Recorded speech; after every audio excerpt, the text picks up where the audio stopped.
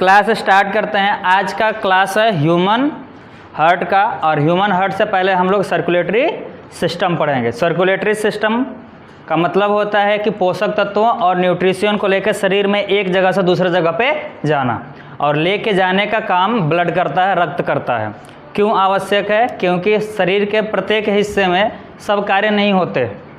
कहीं पे फिल्टर होता है, कहीं पे भोजन का अवशोषण होता है, तो ये सारे काम अलग अलग जगह पर होते हैं, और उन सब चीज़ों से जो हमें मिलता है उसकी ज़रूरत प्रत्येक कोशिकाओं को होती है। तो प्रत्येक कोशिकाओं तक ऑक्सीजन पहुँचे, न्यूट्रिशन पहुँचे, उसके लिए शरीर में एक डेवलप तंत्र पाया जाता है, और उसी तंत्र का नाम है परिसंचरण तंत्र। बेकार हो गया क्या इतना? बिल्कुल नहीं।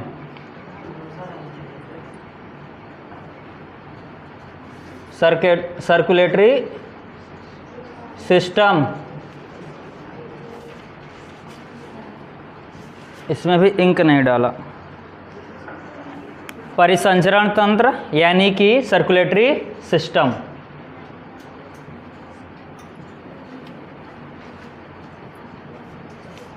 सबसे पहले परिसंचरण तंत्र की खोज किसने की थी? तो परिसंचरण तंत्र की खोज 1628 में विलियम हार्वे ने की थी। उन्होंने बताया था कि शरीर के अंदर ढेर सारी नलिकाएं हैं और रक्त उन्हीं नलिकाओं के अंदर प्रवाहित होता है। तो अगर सबसे पहले खोज की बात करें तो खोज किसने किया? खोज विलियम हार्वे ने।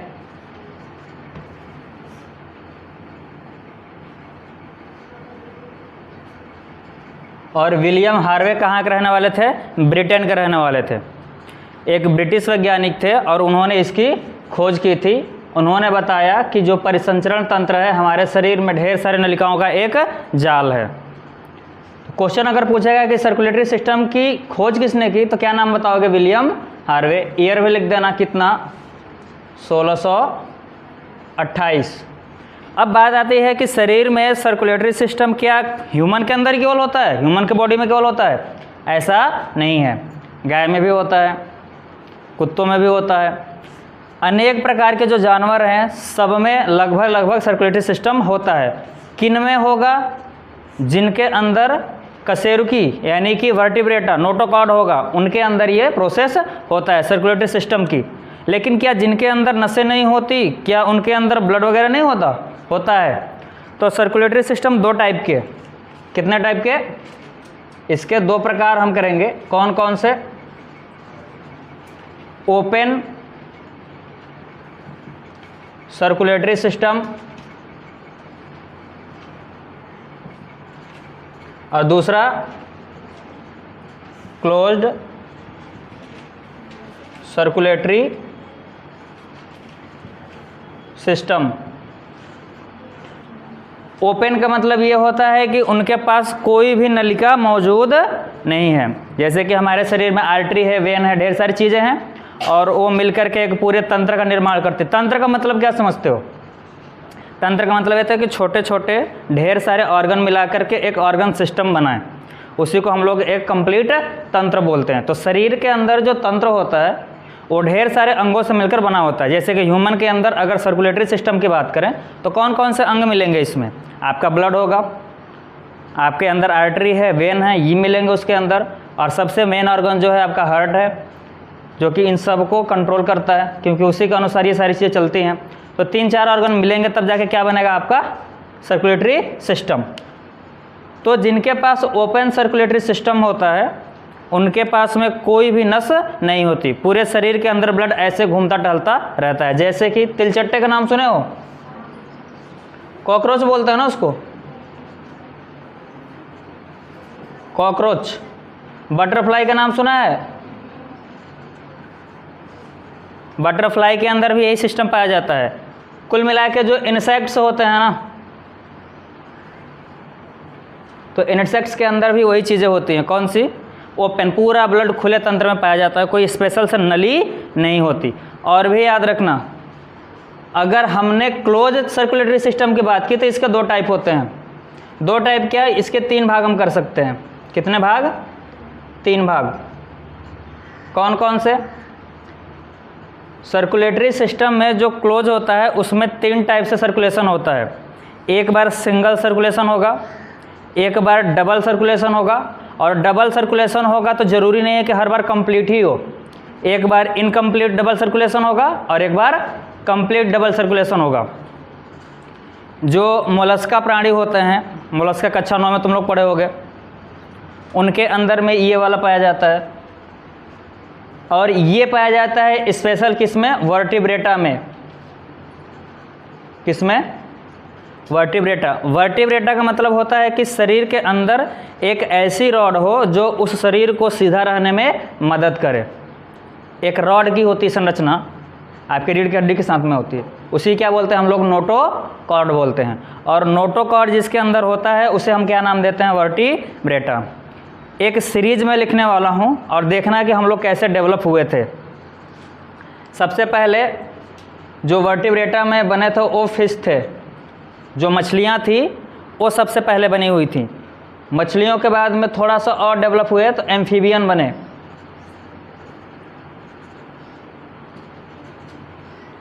एम्फीबियंस का मतलब कि अब ये कहाँ पे रहते हैं, वाटर में रहते हैं, यानी कि हम बोल सकते हैं कि ये जल में रहने वाले हैं, वाटर में। और इसकी अगर बात करें तो ये वाटर की भी संरचना होगी, यानी कि वाटर में रहने वाले भी होंगे और एयर में भी रहेंगे। वाटर में भी रहते हैं और एयर में भी रहते हैं।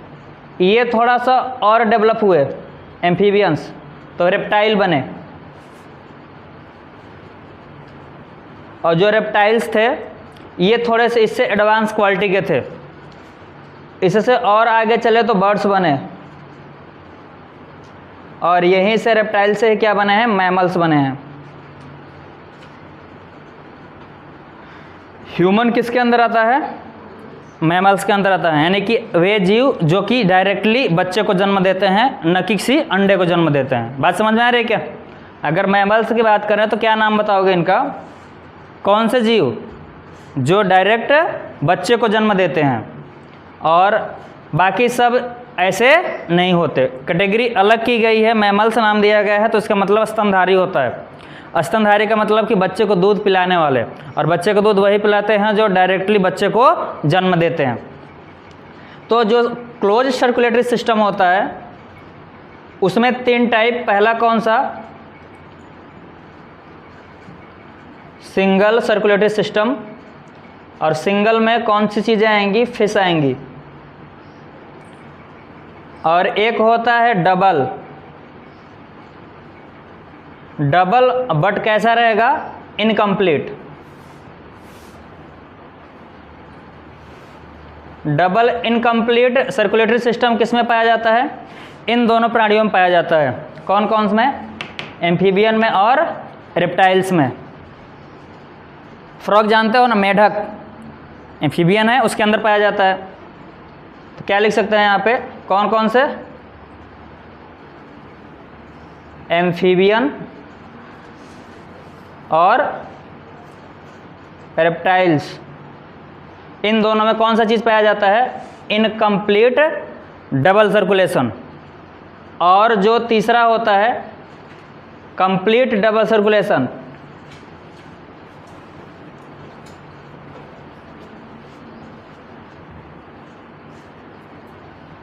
तो कंप्लीट डबल सर्कुलेशन पाया जाता है किस में, मैमल्स में,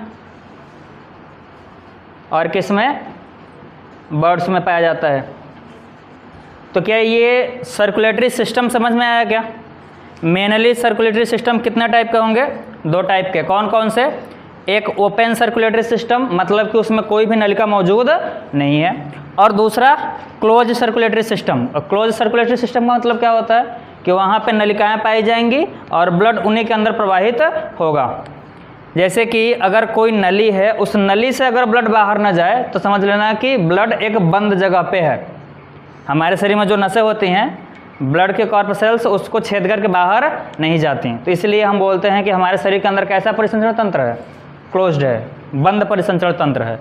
और खुले वाले में जितने भी छोटे छोटे जीव आते हैं, तिलचट्टे वगैरह, छोटे छोटे कीट पतंगे, उनके अंदर कैसा पाया जाता है, open circulatory system. Close circulatory system भी कितने टाइप के होते हैं, 3 टाइप के होते हैं। कौन कौन से होंगे, एक सिंगल, एक डबल बट कैसा, इनकम्प्लीट, और एक कंप्लीट भी होगा और डबल भी होगा। थोड़ा डिटेल में जानेंगे इन तीनों को हम। इसे तो हमें स्पेशल रूप से पढ़ना ही ह्यूमन में। फिश के अंदर आप जानते ही हो, और एम्फीबिया मतलब फ्रॉग, फ्रॉग का नाम सुने हो ना, मेढक, और इसके अंदर ह्यूमन, मनुष्य आएंगे इसके अंदर। तो ये थोड़े से स्ट्रक्चर याद रखना। ये किसका स्ट्रक्चर है, वर्टिब्रेटा। वर्टिब्रेटा का मतलब जिसके पास नोटोकॉर्ड पाया गया। क्या ये बात समझ में आ रही है क्या? फिर से एक बार समझो। सर्कुलेटरी सिस्टम का मतलब क्या होता है, एक ऐसा तंत्र जिसमें कि ढेर सारे भोजन सामग्री और ऑक्सीजन कार्बन डाइऑक्साइड का परिवहन होता हो, उस तंत्र को क्या बोलते हैं, परिसंचरण तंत्र। इसके बारे में सबसे पहले किसी इंसान ने बताया, विलियम हार्वे ने। कहाँ के रहने वाले थे ये, ब्रिटेन के रहने वाले थे। ये विलियम हार्वे कहाँ के थे, ब्रिटेन के थे, एक अंग्रेज वैज्ञानिक थे। इन्होंने बताया कि हमारे शरीर के अंदर नलिकाएं होती हैं, उसी में हमारा ब्लड प्रवाहित होता है। लेकिन बाद में चल के पता चला कि सर्कुलेटरी सिस्टम दो टाइप के हो सकते हैं। ज़रूरी नहीं है कि हमारे शरीर में नलिकाएं हो ही। ह्यूमन है, थोड़ा उत्कृष्ट क्वालिटी के एनिमल हैं, तो इनमें पाया जाता है सर्कुलेटरी सिस्टम पूरा क्लोज। लेकिन कुछ ऐसे भी जीव होते हैं जिनके अंदर ब्लड ऐसे बिना नली का ही बहता रहता है, उसमें ऐसे ही मिक्स होकर प्रवाहित होता रहता है। उसको हम क्या बोलेंगे, खुला परिसंचरण तंत्र, ओपन सर्कुलेटरी सिस्टम। किस किस में होता है ये, कॉकरोच, बटरफ्लाई, इंसेक्ट्स, इन्हीं सब चीज़ों में ये काम होता है। ये भी इंसेक्ट्स ही है। और क्लोज सर्कुलेटरी सिस्टम क्या होता है, एक ऐसा तंत्र जिसमें कि ब्लड नलिकाओं के अंदर प्रवाहित हो, उसे क्या बोलेंगे, क्लोज सर्कुलेटरी सिस्टम। और ये कितने टाइप के होते हैं, 3 टाइप के। कौन कौन से, सिंगल, डबल बट इनकम्प्लीट, और डबल होगा लेकिन कैसा होगा, कंप्लीट होगा। ये फिश के अंदर पाया जाते हैं। डबल इनकम्प्लीट किस में पाया जाता है, एम्फीबियंस में, रेप्टाइल्स में पाया जाता है। लेकिन एक रेप्टाइल इसमें अपवाद भी है, क्रोकोडाइल। क्रोकोडाइल, क्रोकोडाइल का नाम सुना हो तुम लोग? बहुत तगड़े इंसान होते हैं, इंसान नहीं जानवर होते हैं। क्या करते हैं ये बेचारे, बस आप जाओ फिर पता चलेगा क्या करते हैं ये। आपके पानी में उतरने भर की देर है। सिंगल सर्कुलेटरी सिस्टम, यानी कि फिश का सर्कुलेटरी सिस्टम देखना कैसा होता है।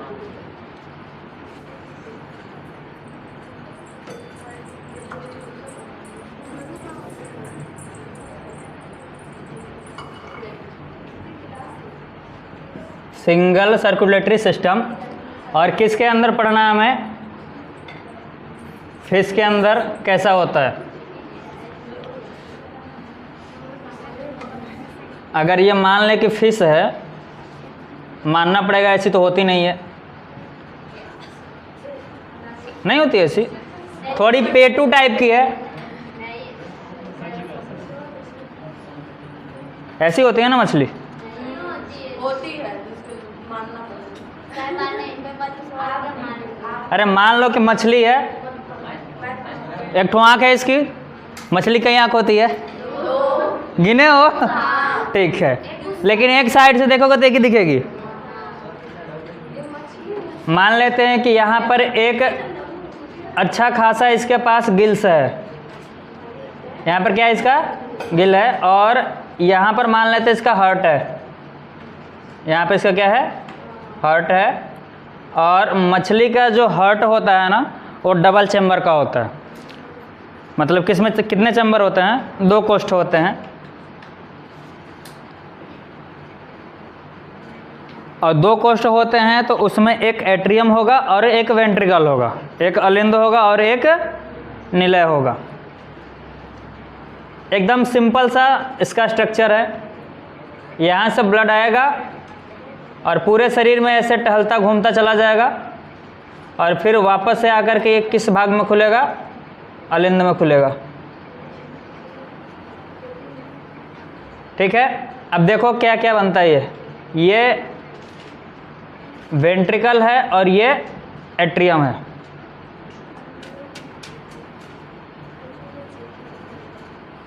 देखो अच्छे से, अगर ये मछली है, मछली थोड़ा अच्छे टाइप की बननी चाहिए ना,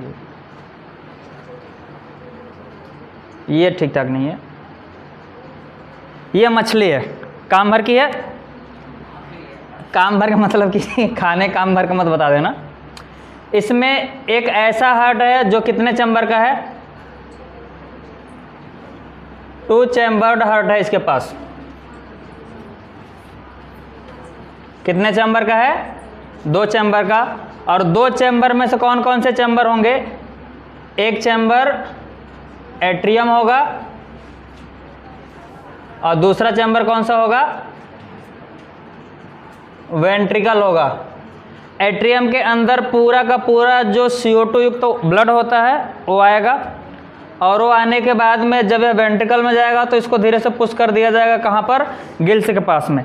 गिल्स के पास होता क्या है, गिल्स के पास कौन सा काम होता है, ये जो H2O का O है, H2O का क्या है O, यह निकाल कर किसको दे देता है, वो ब्लड को दे देता है। यानी कि गिल्स के पास इतनी पावर होती है कि वह H2O से O को सेपरेट कर सके, और सेपरेट करने के बाद किसको दे सके, ब्लड को। फिर यहाँ से गिल्स से जब ब्लड निकलता है तो फिर पूरे शरीर में कोशिकाओं के पास जाता है, और पूरे कोशिकाओं में जितनी भी सेल्स हैं, जितनी भी कोशिकाएं हमारी, वो यूज करते हैं O2 को और अपना ATP बना लेती हैं। ध्यान देना कि ये जो ब्लड होता है O2 को लेके जाता है, लेकिन गिल्स के पास इतनी पावर नहीं होती कि जितना अमाउंट में मैमल्स लेते हैं, यानी कि हम लोग जितना ऑक्सीजन ग्रहण कर पाते हैं ब्लड को देने के लिए, उतना मछलियाँ नहीं कर पाती। इसलिए उनका जो बीटिंग होता है काफ़ी तीव्रता से होता है, हर टाइम पे ये काम करती रहती हैं वो। तो ये है सिंगल सर्कुलेटरी सिस्टम, और ये किसके अंदर हो रहा है, फिश के अंदर हो रहा है। इसमें 2 चैम्बर का हार्ट है, उसमें से एक एट्रियम है और एक वेंट्रिकल है। ये वेंट्रिकल से ब्लड पंप कहाँ पर होता है, गिल्स के पास होता है, और उसके बाद वापस किस में आता है, CO2 बन करके एट्रियम में आता है। क्या ये सिंगल सर्कुलेटरी सिस्टम समझ में आ गया। सिंगल किस लिए बोला, सिंगल बोलने का एक ही रीज़न है कि ब्लड केवल एक बार पंप होगा, 2 बार पंप नहीं होगा। बात समझ में आ गई क्या, यानी कि एक बार पंप हुआ फिर पूरा सर्किल करके उसी में वापस आ जाएगा वो। जो डबल होता है उसमें ब्लड कितनी पंपिंग क्रिया कितनी बार होती है, 2 बार होती है, एक बार नहीं होगी, चाहे इनकम्प्लीट हो चाहे कंप्लीट हो। तो इसके बाद आइए देखते हैं incomplete double circulation. Double circulation but incomplete.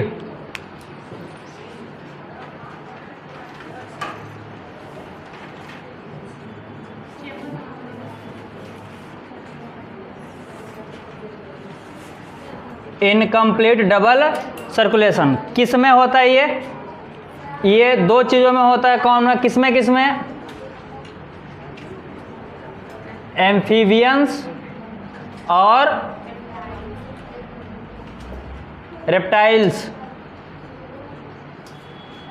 अब ध्यान देना कि एम्फीबियन में हम सबसे ज़्यादा इंपॉर्टेंस किसको देंगे, फ्रॉग को देंगे, मेढक को देंगे। क्या होता है मेढक में, एक्चुअली मेढक के अंदर या फिर इनके अंदर कितने चैम्बर का हार्ट पाया जाता है, 3 चैम्बर हार्ट पाया जाता है। 3 को इसमें स्पेलिंग मत समझ लेना, 3 चैम्बर्ड हार्ट। अब देखो होता क्या है कि अगर 3 चैम्बर है तो यहाँ पर एक हिस्सा एट्रियम का होगा और दूसरा भी एट्रियम होगा, और इसके पास एक ही वेंट्रिकल होगा। 3 चैम्बर हार्ट का मतलब क्या कि 2 एट्रियम होंगे और एक वेंट्रिकल होगा। बात समझ में आ रही क्या। अब देखो होता क्या है कि इस साइड से एक नली आती है और वह कैसा ब्लड लेके आएगी, CO2 युक्त ब्लड लेके आती है, और जैसे ही इस एट्रियम में पहुंचेगी उसका ब्लड कहाँ चला जाएगा, वेंट्रिकल में जाएगा। यहाँ से कहाँ चला जाएगा, वेंट्रिकल में। यहाँ पे वाल्व लगा होता है। उसके बाद इसका पूरा का पूरा ब्लड पंप किया जाता है किसके पास, लंग्स के पास। किसके पास पंप किया जाएगा, और लंग्स से ये जैसे ही रिटर्न होकर के आएगा फिर से कहाँ पर आएगा, ये फिर से एट्रियम में आएगा, और फिर से ये ब्लड कहाँ पे चला जाएगा, वेंट्रिकल में चला जाएगा। एट्रियम 2 हो गया ना, एट्रियम कितने हो गए, 2 हो गए। यह राइट साइड का है और ये लेफ्ट साइड का है, एक राइट साइड का और एक लेफ्ट साइड का। याद रखना कि वापस से ब्लड इसी में आएगा, तो 2 टाइप के ब्लड इसमें हो गए। मान लीजिए जो ब्लैक टाइप का ये ब्लड दिख रहा है, ये अशुद्ध वाला है, अशुद्ध बोले तो CO2 वाला, और जो मैं ग्रीन कलर से बना रहा हूँ इसका समझ लेना ये कैसा ब्लड है, O2 वाला। अब यहाँ से जो निकलेगा आपका इस साइड में नहीं निकलता, वैसे सामने से निकलता सीधा ऊपर की तरफ से ये, हाँ। तो ये कहाँ पहुँच जाएगा, बॉडी में पहुँच जाएगा। तो याद रखना कि ये जो आपका वेंट्रिकल है वो संख्या में कितना है, 1 है। वेंट्रिकल की संख्या कितनी है, वेंट्रिकल की संख्या 1 है। और एट्रियम की संख्या कितनी है, एट्रियम की संख्या कितनी, 2 है। ये भी एट्रियम, ये भी एट्रियम। कैसे कैसे काम हो रहा है देखो। सबसे पहले जो CO2 रिच ब्लड है वो किसके पास आया, राइट एट्रियम के पास आया। उसके बाद वेंट्रिकल में गया, वेंट्रिकल ने उसको पंप कर दिया। पंप करने के बाद ये CO2 और O2 के एक्सचेंज के लिए कहाँ गया, फेफड़े के पास गया। वहाँ से जब ये चेंज होकर के आया तो लास्ट में कहाँ पर आता है, लास्ट से थोड़ा सा पहले एट्रियम में ही आता है, लेफ्ट एट्रियम है। उसके बाद ये ब्लड कहाँ चला जाएगा, वेंट्रिकल में चला जाएगा। तो याद रखना जहाँ पे 3 चैम्बर हार्ट है वहाँ पे एट्रियम की संख्या कितनी है, 2 है। और वेंट्रिकल की संख्या कितनी है, 1 है। इसमें एक प्रॉब्लम होती है, और प्रॉब्लम क्या है कि यहाँ पे कोई भी सेप्टम नहीं पाया जाता। यानी कि वेंट्रिकल 1 है तो इसके बीच में कोई भी दीवार नहीं है कि सेपरेट कर सके। किसको सेपरेट कर सके, O2 वाले ब्लड को और CO2 वाले ब्लड को। तो जब ये पंप करता है तो ज़रूरी नहीं है कि जितने ब्लड के पास CO2 है वही ब्लड वापस इधर लंग्स के पास जाएं। उसके साथ में कुछ O2 वाले ब्लड भी चले जाते हैं। और जब पंप करता है पूरे शरीर के लिए O2 वाले ब्लड को तो उसमें CO2 वाले ब्लड भी चले जाते हैं। तो उतना ज़्यादा कारगर तो नहीं है ये सिस्टम, फिर भी सिंगल सर्कुलेशन से ज़्यादा कामयाब है। जो सिंगल सर्कुलेशन था उसमें पूरा का पूरा एक ही था हार्ट, 2 चैम्बर का हार्ट। तो यहाँ पर भी एक है, लेकिन कितने चैम्बर है, यहाँ पे 3 चैम्बर है। तो अधिक मात्रा उसकी होती है जो CO2 वाला होता है वो इसमें जाता है, क्योंकि जस्ट इसके नीचे अगर ये वेंट्रिकल है तो यहीं पे एक पंप होता है जो कि धमनी के द्वारा खून को लेके जाता है आगे, ये वाला नली। तो आप ये समझ सकते हो कि अधिकांश मात्रा CO2 वाला लंग्स के पास जाएगा और O2 वाला अधिकांश मात्रा किसके पास जाएगा, बॉडी के पास जाएगा। फिर से समझना, CO2 वाला ब्लड आया एट्रियम में, फिर गया वेंट्रिकल में, वेंट्रिकल ने इसे पंप किया, या फेफड़े के पास गया, वापस आया एट्रियम में, फिर से गया वेंट्रिकल में। वेंट्रिकल एक ही है तो O2 और CO2 दोनों ब्लड जो लेकर आए हैं O2 और CO2 को सेपरेट नहीं है। और सेपरेट नहीं है तो जब इसको पंप करेगा तो वो वापस से दोनों नली में जा सकते हैं। लेकिन मैक्सिमम होता है कि यहाँ पे CO2 वाला जाए और यहाँ पे O2 वाला जाए। क्या समझ में आया 3 चैम्बर हार्ट, ह्यूमन हार्ट? काफ़ी अच्छा टॉपिक है और काफ़ी ज़्यादा इंटरेस्टिंग टॉपिक है ह्यूमन हार्ट का। आप लोग ध्यान से अगर इधर ना पढ़े तो तुम लोग का हार्ट खराब हो सकता है और तुम लोग हर्ट हो सकते हो। तो ध्यान से देखो, ह्यूमन हार्ट के बारे में ढेर सारी जानकारी आपको मिलने वाली है। अभी ये जो डायग्राम आपको दिख रहा है ये क्रॉस सेक्शन है ह्यूमन हार्ट का, यानी कि जब उसको बीचों बीच ऐसे फाड़ दोगे तो आपको इस तरीके का पूरा दृश्य दिखाई। अब ध्यान से देखो कि इसमें क्या क्या चीज़ें हो सकती हैं। पहले सबसे पहली इसकी लोकेशन कहाँ पर होती है, तो सबसे पहले ये जानो कि ह्यूमन हार्ट संबंधित किससे है, तो ये है ह्यूमन के सर्कुलेटरी सिस्टम से।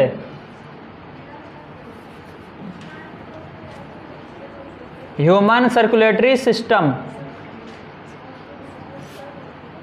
जो ह्यूमन का सर्कुलेटरी सिस्टम है उसमें कौन कौन से ऑर्गन पार्टिसिपेट करते हैं, कहाँ कहाँ से पूरा ब्लड पूरा इधर उधर घूमता है। तो 3 मेन चीज़ों का नाम लिखोगे, कौन कौन सा? एक आप आर्टरी और वेन का, आर्टरी वेन ये जो आपकी नसें हो गई हैं। और कौन पार्टिसिपेट करता है आपका? ब्लड भी है और साथ में क्या है आपका ह्यूमन का हार्ट, ह्यूमन हार्ट भी है। ये 3 चीज़ें मिला करके आपका सर्कुलेटरी सिस्टम बनाती हैं। लंग्स के पास ब्लड जाता है और वह O2 CO2 का हल्का सा चेंज कर देता है। तो लंग्स का भी अगर नाम आप ले रहे हो तो ब्लड का प्योरीफिकेशन के लिए नाम लोगे, यानी कि एक टर्म है ब्लड प्योरिफिकेशन।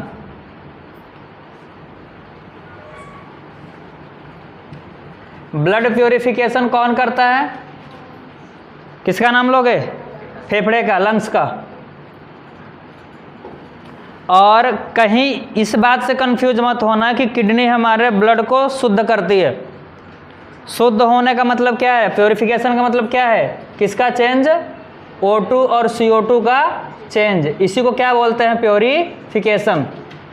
और जो किडनी आपका काम करती है वह फिल्ट्रेशन का काम करती है, यानी कि जो ब्लड का फिल्ट्रेशन होता है, ब्लड फिल्ट्रेशन। तो ब्लड फिल्ट्रेशन का काम कौन करता है? किडनी।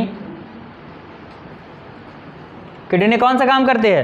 ब्लड को फिल्टर करने का काम करती है। हार्ट की अगर बात करें तो हार्ट में ढेर सारे, हार्ट एक मस्कुलर ऑर्गन है। सबसे पहली प्रॉपर्टी क्या है? यह मस्कुलर ऑर्गन है।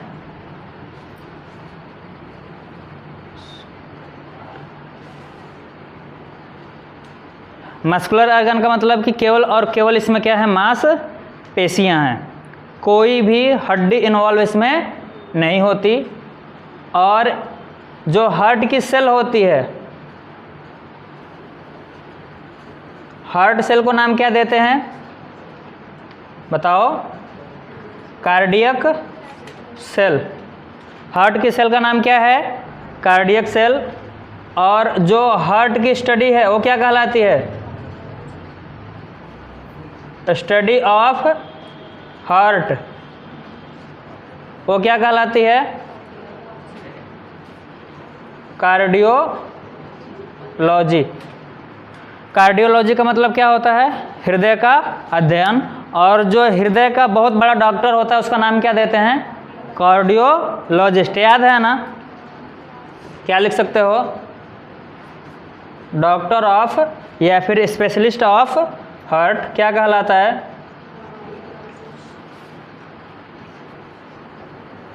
कार्डियोलॉजिस्ट।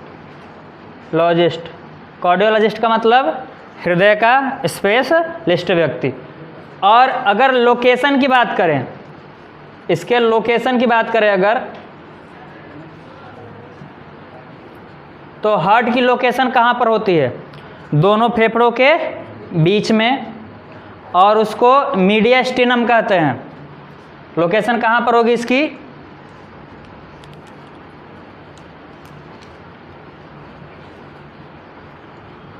मीडियास्टिनम। ये लोकेशन होती है किसकी? हार्ट की। मीडियास्टिनम क्या बोलते हैं यहाँ पे समझना। अगर ये आपकी श्वास नली है और इधर से आपका एक फेफड़ा है और एक फेफड़ा इधर है आपका, तो इस फेफड़े के बीच में ये जो खाली स्पेस होता है ना, इस खाली स्पेस को ही क्या बोलते हैं हम लोग? मीडियास्टिनम। याद रखोगे क्या? और यहीं पे हार्ट रखा होता है किस साइड में? लेफ्ट साइड में। हार्ट किधर होता है? लेफ्ट साइड में। फेफड़े के लेफ्ट वाला जो फेफड़ा होता है उसी साइड में हल्का सा झुका होता है। कितने पार्ट? 3 भाग में से 2 भाग इस साइड में झुका होता है। साइज क्या होता है? मुट्ठी के आकार का। जो आपकी ये पूरी बंडल बनी है ना हाथ की, इसके आकार का होता है। वजन सबसे बार पूछा जाता है आपका। वेट। वेट कितना होता है? बताओ। 300 ग्राम का होता है। किस में होता है? मेल में। और महिलाओं के साथ थोड़ी ज्यादती हुई है। उनका हार्ट कितने ग्राम का होता है? 250। Good morning. फीमेल का। इसीलिए बोलते हैं ना कि इनका दिल बड़ा कमज़ोर होता है। थोड़ा सा डरा दो देखो तुरंत दरिया प्रवाहित करने लगती हैं ये। ऐसा नहीं है। जितना मजबूत हृदय फीमेल का होता है उतना मजबूत हृदय कभी मेल का नहीं होता। अच्छा, आपने कभी ये बात सुनी है कि उस महिला को हार्ट अटैक आया था? कभी सुना है? जल्दी। हाँ, फला व्यक्ति को हार्ट अटैक आया था, ये सुना होगा ज़रूर। हार्ट अटैक किसको ज़्यादा आता है? पुरुषों का, मेल को आता है, फीमेल को उतना हार्ट अटैक नहीं आता। आप कहना का अर्थ ये मत समझ लेना कि जो महिलाएं होती हैं वो एकदम फ्री होती हैं इसलिए उनको हार्ट अटैक नहीं आता, और जो पुरुष होता है वो टेंशन में होता है हमेशा इसलिए उसको हार्ट अटैक आता है। मुझे लगता है कि पुरुष एकदम टेंशन फ्री होता है। नहीं, मैं टेंशन फ्री इंसान नहीं हूँ। चलो, लोकेशन जान गए, किस प्रकार का ऑर्गन है? मस्कुलर ऑर्गन है। और हार्ट की सेल क्या कहलाती है? कार्डियक सेल कहलाती है। और स्टडी ऑफ हार्ट क्या कहलाता है? बोलो, कार्डियोलॉजी। और आपने क्या पढ़ा कि हार्ट का डॉक्टर क्या कहलाता है? Specialist doctor. ऐसे भी कोई नहीं व्यक्ति बोलेगा कि दिल टूट गया मैं दिल का डॉक्टर हूँ, उसको तुम लोग बता दो, क्या बता दो? कार्डियोलॉजिस्ट। नहीं। और कार्डियक सेल किसको बोलते हैं? हार्ट की सेल को कार्डियक सेल बोलते हैं। और कुछ स्पेशल बात है हार्ट से संबंधित। कितने चैम्बर का होता है? बोलो। 4 चैम्बर्ड हार्ट होता है, यानी कि 2 नीले और 2 अलिंद। 4 चैम्बर में कौन कौन से होंगे? 2 एट्रियम और 2 वेंट्रिकल। 2 एट्रियम और 2 ही वेंट्रिकल होते हैं। आपके सामने हार्ट हमने बना रखा है बहुत पहले से, काफ़ी देर से, पहले पेज से आप देखते आ रहे हो कि हार्ट बना हुआ है। मन में जिज्ञासा होगी कैसे पढ़ें इसको, कैसे जानें इसको।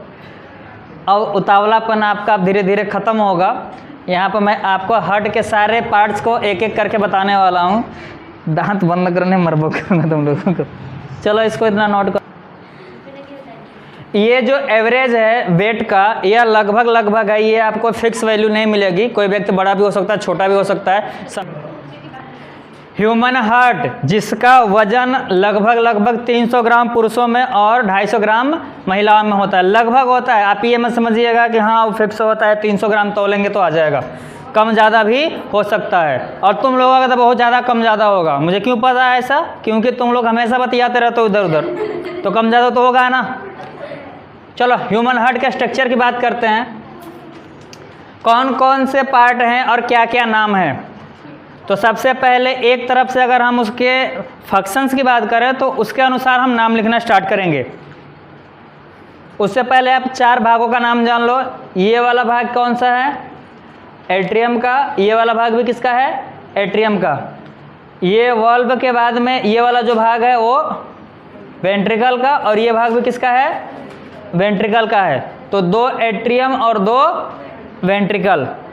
नीचे से एक सिरा है और एक सिरा ऊपर से है।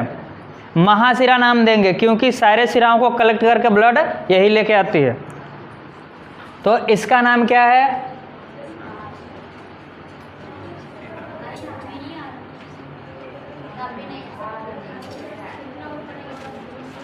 सुपीरियर वीना कावा। और इधर है नीचे, यहाँ से जो CO2 रिच ब्लड लेके आती है, ये ब्लड किस प्रकार का है? CO2 रिच ब्लड है ये। CO2 रिच ब्लड का मतलब कि डीऑक्सीजनेटेड, उसके ऊपर कोई ऑक्सीजन नहीं है। ये इन्फीरियर है।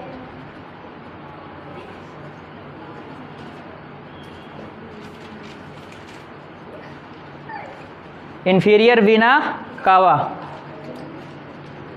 इसके बाद में ये तो हार्ट के अंदर ब्लड को लेके आने वाला काम है। बाहर लेके जाने वाला कौन कौन सा है? लेके आने वाला काम यहाँ पर भी होता है। तो याद रखना, अगर ब्लड है, अगर ब्लड किसके अंदर गया? हार्ट के अंदर, तो किसके द्वारा जाएगा? ये वेन के द्वारा जाएगा।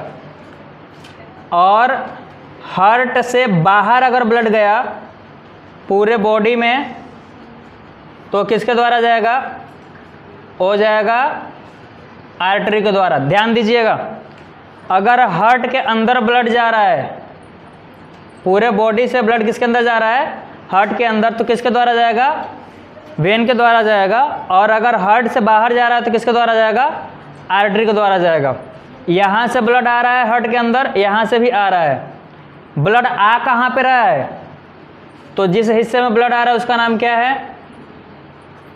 अगर राइट साइड में है तो राइट एट्रियम, राइट साइड के अलिंद का नाम है ये।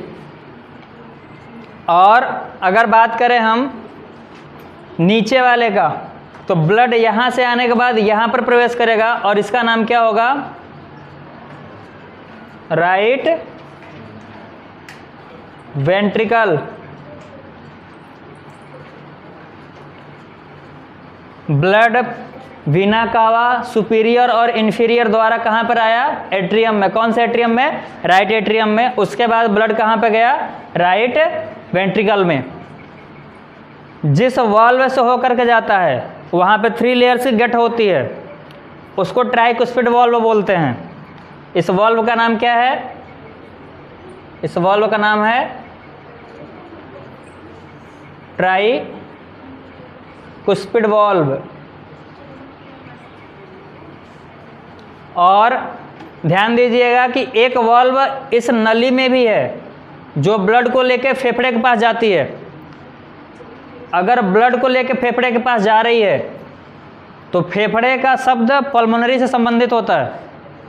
प्रत्येक शब्द फुसफुस आता है, फुफ्फुस, उसका नाम क्या रखे हैं यहाँ पे हम लोग? इसका भी नाम दे देते हैं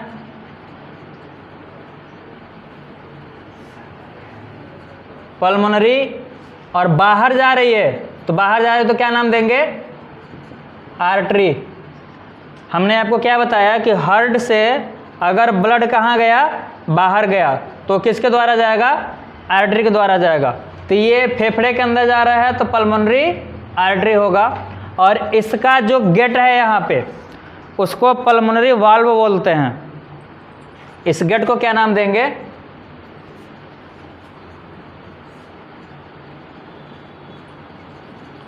पल्मोनरी वाल्व। अब ये जो ब्लड है CO2 रिच, यहाँ से भी ब्लड कैसे आया? CO2 वाला ब्लड आया। इधर भी ब्लड कौन सा गया? यहाँ से CO2 वाला ब्लड ही गया। और ये कहाँ पहुँच जाएगा? पूरे फेफड़े के पास पहुँच जाएंगे और वहाँ से O2 CO2 का चेंज होगा। O2 CO2 का चेंज होने के बाद वहाँ से ब्लड वापस कहाँ पर आएगा? इस एट्रियम में आएगा जो कि लेफ्ट साइड में है। तो इसको नाम क्या देंगे हम लोग? Left atrium. और उसके बाद यह ब्लड कहाँ पर आता है? वेंट्रिकल में आता है। तो इस वेंट्रिकल का नाम क्या देंगे हम लोग? राइट नहीं है, सॉरी, लेफ्ट वेंट्रिकल। ये भी याद रखिएगा कि जिस नली के द्वारा वो यहाँ पे ब्लड वापस आता है, उस नली को हम लोग क्या बोलते हैं? उस नली को बोलते हैं हम लोग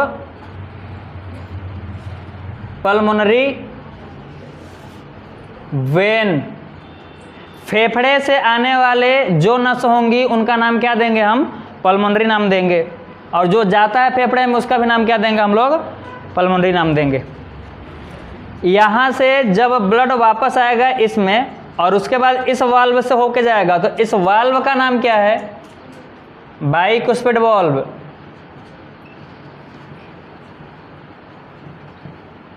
या फिर इसको मिट्रल वाल्व भी बोलते हैं। क्या बोलते हैं इसको? Mitral valve. और इसके बाद जब ब्लड इसमें आ गया तो यह ब्लड होगा कैसा? तो यह ब्लड होगा O2 वाला, O2 युक्त ब्लड होगा। और यह कहाँ जाएगा? इस नली में जाएगा और इस नली के थ्रू वह पूरे शरीर में पहुंच जाएगा। इस नली का नाम क्या है? एरोटा। क्या नाम है इसका? एरोटा। और ध्यान दीजिएगा कि यह ऊपर का है और एक नीचे भी, तो ये भी क्या होगा? एरोटा होगा। और रोटा नहीं पढ़ेंगे इसको। ये नीचे का है तो कैसा होगा? इंफीरियर। और ये कैसा होगा?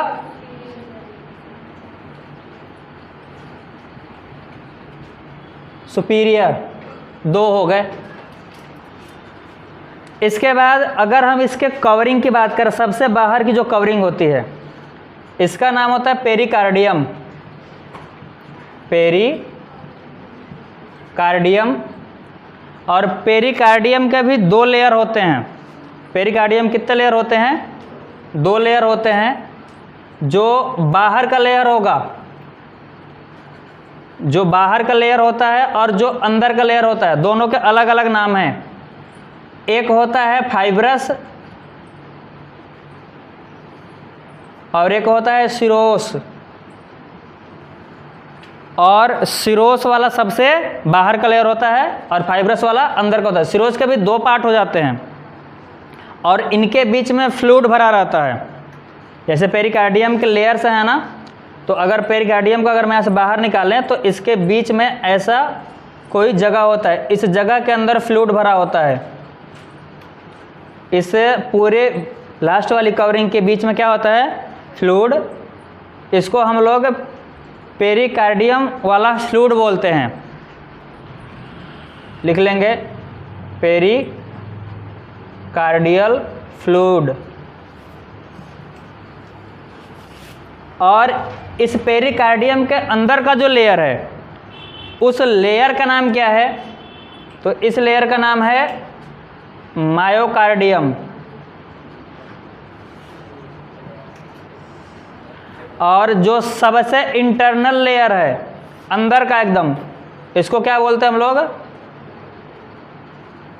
एंडोकार्डियम।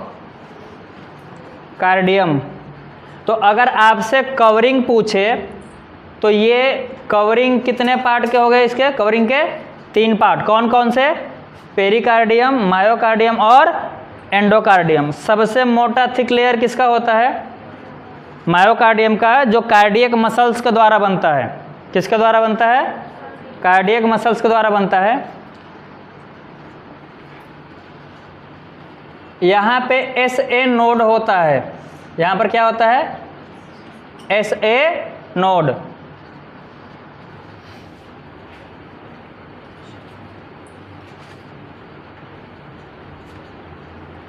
और इसके आगे एक नोड यहाँ पे होता है। इस नोड को हम लोग बोलते हैं AV नोड। इसको क्या बोलते हैं हम लोग? AV node.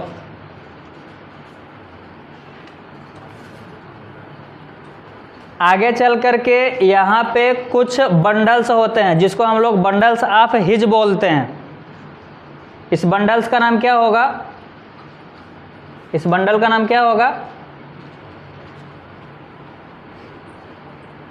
Bundles of his.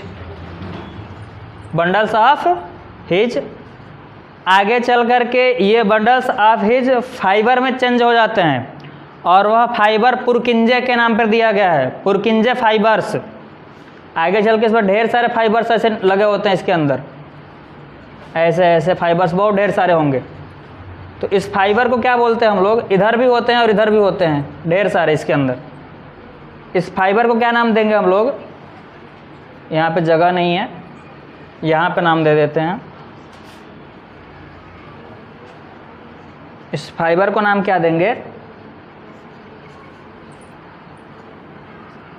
पुरकिंजे fibres. ये क्या करता है? एक्चुअली ध्यान से समझिएगा कि 2 प्रकार के हर्ट होते हैं। एक हर्ट जो नर्व के द्वारा एक्सेप्ट किया जाता है, नर्व की जितनी भी इंफॉर्मेशन होती है उसके अनुसार चलता है। और कुछ ऐसे होते हैं जो कि अपने ही मसल्स के द्वारा दिए गए निर्देश के अनुसार काम करते हैं। उनको मायोजेनिक बोलते हैं। यानी कि जो हर्ट होता है वह कितने टाइप का होता है?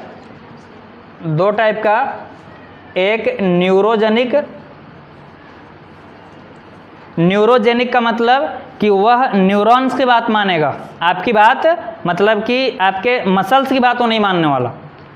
यानी कि यहाँ पे जो हार्ट की मसल्स है वो किसके द्वारा काम करेंगी? न्यूरॉन के द्वारा काम करेंगी।